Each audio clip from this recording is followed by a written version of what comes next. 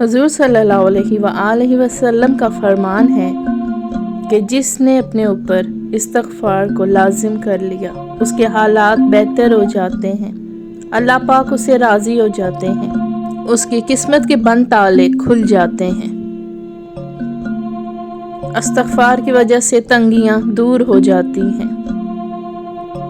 अल्लाह इतना रिज़्क़ अता फरमाएगा कि जहां से उसे गुमान भी ना होगा। जिसने इस्तग़फ़ार को अपने ऊपर लाजिम कर लिया, अल्लाह पाक उसकी हर परेशानी दूर फरमाएगा और हर तंगी से उसे राहत अता फरमाएगा। नाज़रीन कराम, इस्तग़फ़ार की तौफ़ीक तुम्हारे कामयाब होने की पहली निशानी है। रसूल अल्लाह सल्लल्लाहु अलैहि वसल्लम ने फरमाया, बंदा उस वक्त तक अल्लाह के अज़ाब से महफूज रहता है, अमन में रहता है, जब तक वो अल्लाह ताला से इस्तग़फ़ार करता रहता है। जो जितना ज़्यादा इस्तग़फ़ार करेगा उसको जन्नत में दाखिला नसीब होगा।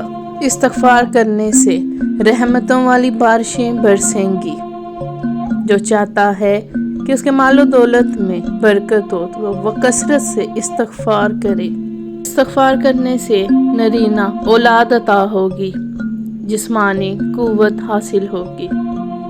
जिसके बेपनाह गम हो उसे चाहिए इस्तग़फ़ार करे, आपके गम ख़त्म हो जाएंगे। इस्तग़फ़ार करने से आपके रिज़्क़ में फरावानी होगी, दुश्मन और बुरी नज़र से बच जाएंगे।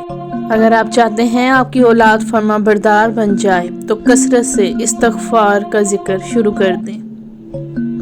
अल्लाह की खुशनुदी हासिल करने के लिए, अल्लाह का करम हासिल करने के लिए इस्तग़फ़ार को अपने ऊपर लाजिम कर लें। अल्लाह का कुर्ब उसी को ही अता होता है जिसको अल्लाह अपने करीब करना चाहता है।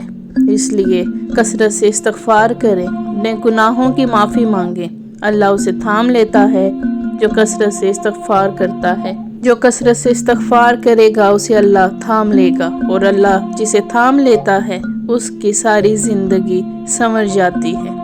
आप खुशकिस्मतों में शुमार होंगे। आपकी ज़िंदगी में जितने भी गम हों, परेशानियां हों, सब अल्लाह पर छोड़ दें, क्योंकि अल्लाह पाक फरमाता है, रो नहीं मैं तुम्हारे साथ हूँ, सुन भी रहा हूँ और देख भी रहा हूँ। इसलिए अल्लाह पर तवक्कल करें और इस्तग़फ़ार से फ़ायदा उठाएं। जज़ाकल्लाह।